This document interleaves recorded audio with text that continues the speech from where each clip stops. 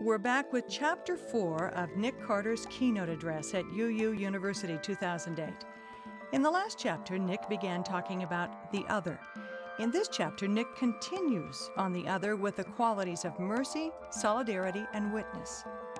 Diversity is a subject that is talked about exhaustively these days. And I know it's a big topic within the UU. Everywhere I go, I talk about it. And there's some folks that are celebrating the diversity of the UUA, and then there are others who are lamenting that it's not diverse enough. And so I felt like I ought to say a word or two about diversity. The way I look at it, diversity is not a state, it's a process. Diversity includes and thereby enables a productive and creative environment for all kinds of folks to thrive. So how do you build a diverse community? I know there's some good writing, even in the UU family, about this. First, we need to recognize the things that undermine diversity.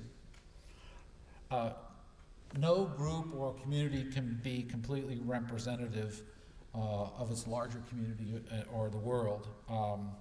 And in fact, exclusive focus on representativeness is a bad idea. It's a big trap when we do that, and I caution people about it all the time.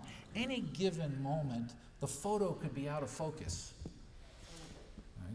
And if we're really committed to justice, we're really looking at a longer run of things, and the access to power for everybody. That's a much more important thing than any given moment. Now, sooner or later, somebody has to hold us accountable. And if that album of photos doesn't look different, then there is probably an issue. But I think we have to be careful about it. I think it's one of the biggest failings of churches and other organizations, that they don't recognize that the ultimate question of diversity lies much, much deeper. An organization doesn't stop being racist because it has a certain number of persons of color. Welcoming diversity means that every person counts and that every issue counts. Are we merely diverse with people who agree with us, or are we truly diverse? What are the dimensions of diversity that apply in your church? Take racism. You'd probably say that somebody who's a member of the KKK is not welcome in your church. Okay. Would you also say that somebody who lives in an all-white neighborhood and works in a business where all the top leadership is white males, and they send their kids to an all-white private school except for a few scholarship kids, would you say that person is welcome or not welcome? Welcome. And how about something even more subtle? Do we assume that persons with more education and more money are smarter? Well, verbally, you'd probably say no. But look at the patterns of the way that we function. It is valuable to map the patterns of discrimination in our work, in our churches, and reflect on it. Now, don't be naive. If you're a person on the margins of life, if you live in the Borderlands, and you walk into a church, most churches in the United States, and many of whom profess to be welcoming and affirming and open and diverse, you'll notice a lot of things. You'll notice issues and signals of classism or racism immediately, regardless of whatever the advertising is on the website. Those who live in these cultures, who live in the cultures of dominance, who live in the cultures of privilege and prejudice, are blind to many of the realities of that culture. It's the null factor. It's the question of who's not at the table. And it's one of the disciplines that we need to keep asking ourselves time and time again. Then two, diversity in a group often reflects the wider community. It always amazes me that churches and groups that want to be more diverse are so ignorant of the challenges of diversity in their own communities. Few do an environmental scan and really take the time to look and see what are the patterns in our own community. What are the patterns of power? What are the patterns of money? What are the patterns of race? What are the patterns of prejudice that exist in our own community? More often than not, if those are the dominant characteristics of the community in which you live, they're strong influences in your own church. Now, I know that there are churches that celebrate their ability to be countercultural, right? But it is, again, a discipline that we don't often do. We don't often do. And I raise it up. The more our churches reflect the dominant culture and its ways, the less inviting they are to outsiders. Diversity is a state of mind that cultivates an attitude, or what I like to say, a fullness that is not yet reached. And I think that there needs to be, for all of us, some degree of mourning about the fullness that we do not yet have. And then we can begin to share our aspirations for the fullness that we do not yet have. I think it would do churches and a lot of groups good to spend some time mourning. What I want to talk about next is mercy. We don't think much about mercy, do we?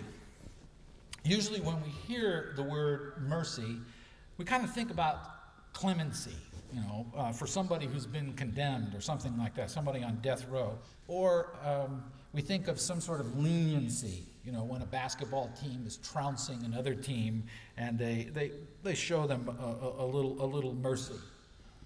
Other times when we hear the word mercy, we think actually more of charity and all the good groups that are involved in charity. And sometimes we think about the word pity comes to mind. All these things sort of come up in our minds when we're trying to think about the word mercy.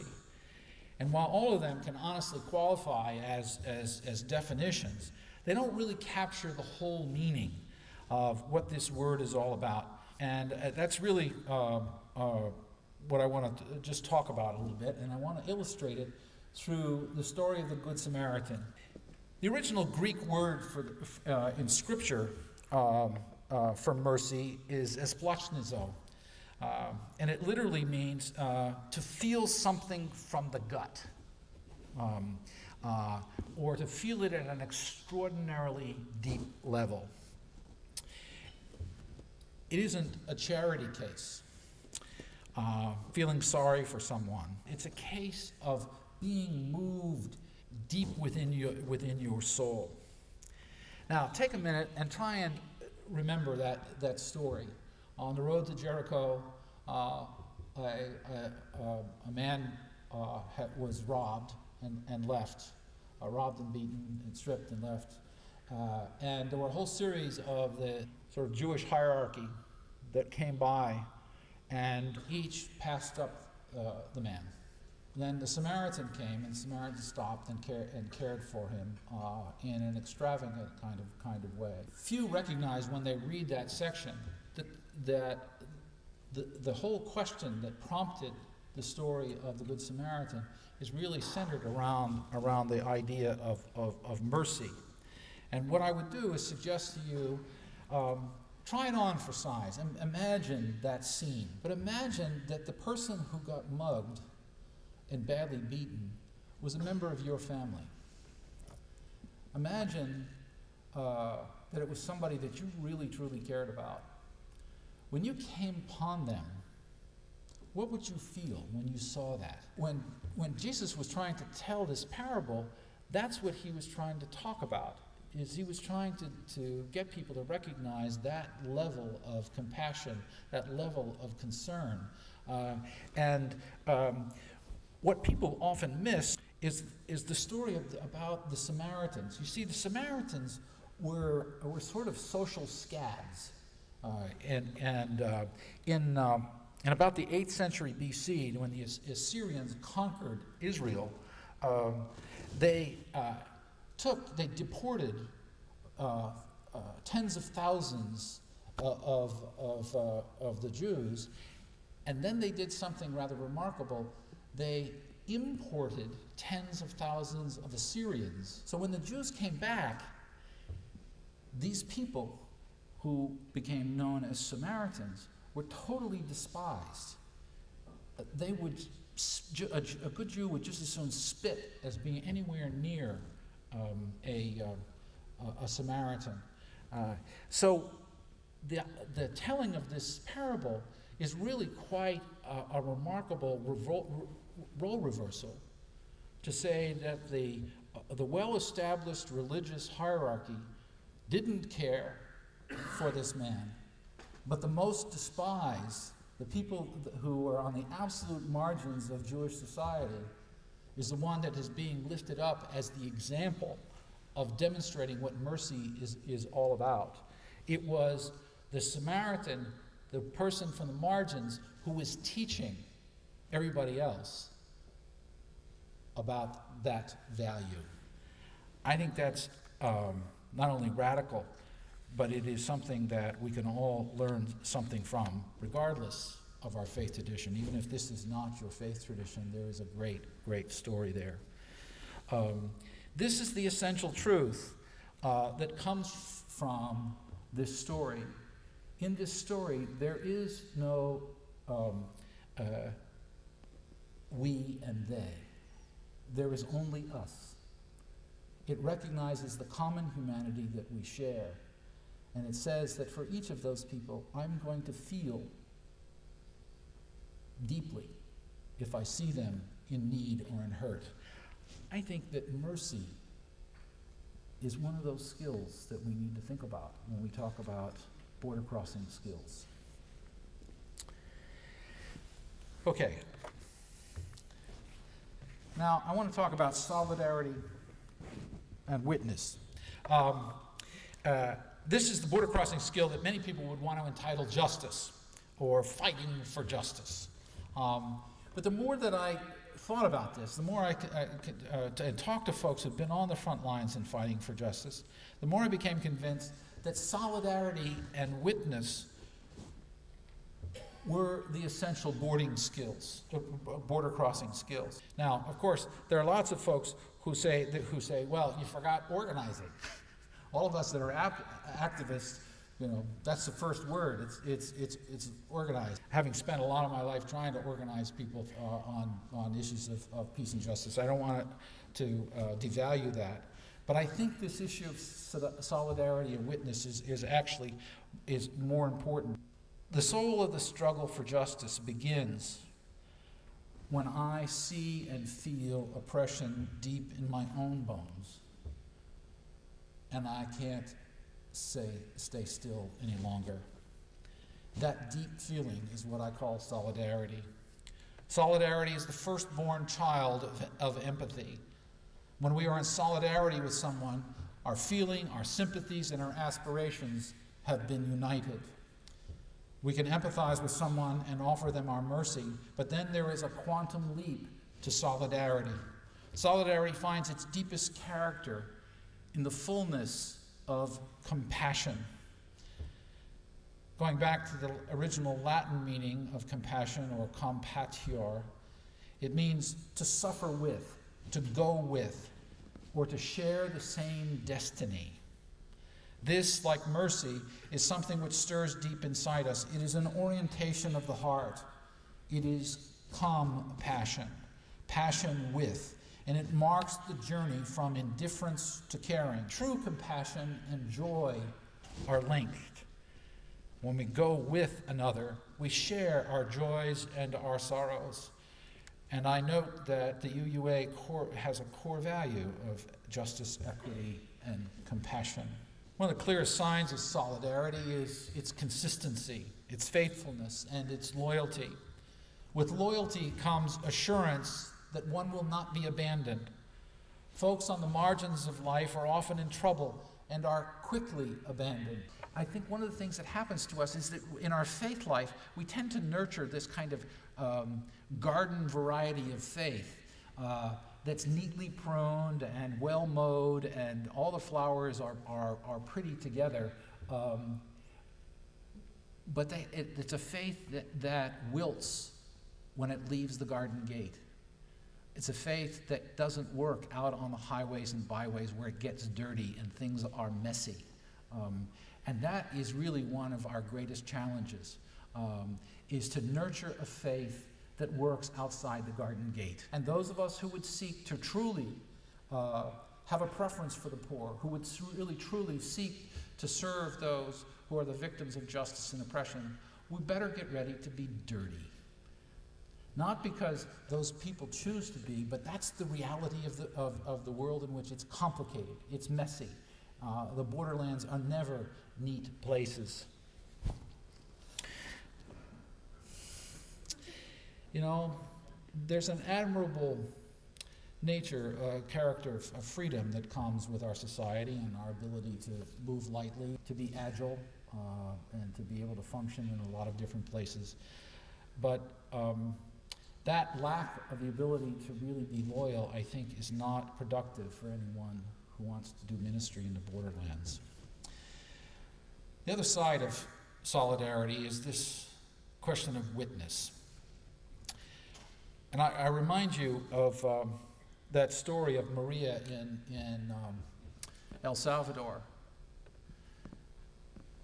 The whole point of her testimony to me was really that she wanted me to be her witness. She wanted me to be her witness. The courage to give witness is to attest, to be a token of, to give faithful speech about another situation. In another sense, witnessing is how we give evidence of what we know or believe by our behavior. True solidarity leads naturally to the desire to give witness, to give our testimony. Now, there's a big difference between racism, sexism, etc., being a problem or being your problem, and it being my problem. When it's mine, I own it. I feel it. And I don't look to see if you're going to give me your approval about what I say or what I do. Right? I don't wait to see if you're offended. I'm offended. That's, I think, the true moment of solidarity, when that issue becomes my issue. There is tangible evidence that I have been transformed. Tangible evidence that I have been transformed. That is what solidarity is all about. I don't wait for you to speak out, I speak out. It doesn't erase the hurt for the person who's the victim of oppression or ignorance, but it breaks the code of silence that surrounds the oppressors, and it disempowers the purveyor of that oppression by denying them the tacit support for their injustice. And once we're ready to give witness, we're ready to fight for justice. Once we've made that transition from empathy to solidarity to witness, we're really ready then to fight for justice. The witness is a participant in the moment and not a member of a privileged class who merely observes. The witness is acted upon by power, and that power can grow to impact others, which is the basis for a strategic alliance or bridging the borderlands. Right? When you feel it, when you are moved by it, you are no longer merely watching. You become a witness. You are prepared to testify before the jury to the truth that you know. I think we're all called to be witnesses. Now, I can't leave this topic without a word about the Jewish concept of tikkun olam. And I know many of you are familiar with this. Tikkun olam is the imperative for all Jews to share in repairing the world. And it reflects the divine values of justice, compassion, and peace. The idea is 400 years old, and it draws its inspiration from the 58th chapter of Isaiah. In that chapter, God speaks through the prophet Isaiah and rejects the hypocrisy of the religious community that has divorced its worship from the work of justice. They are, says Isaiah, offering an empty witness.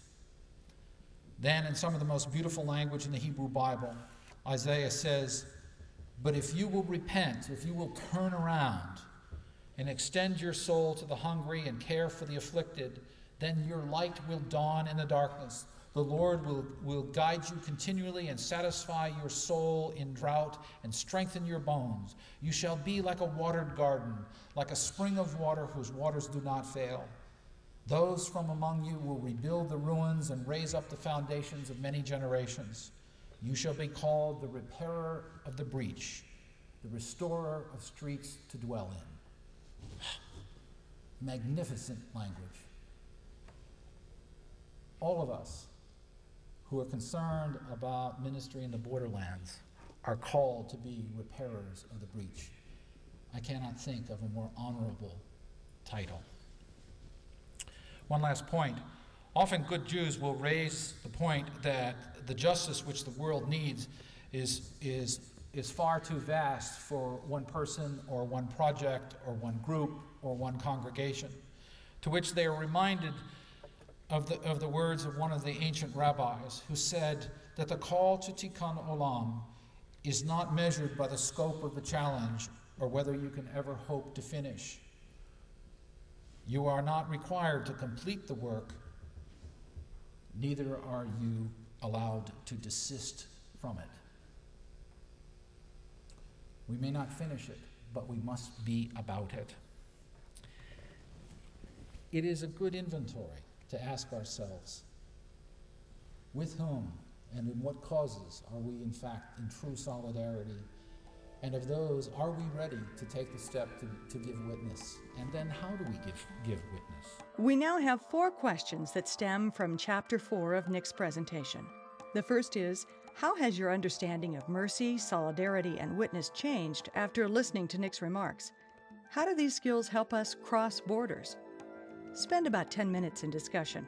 Press play to move on to the next question.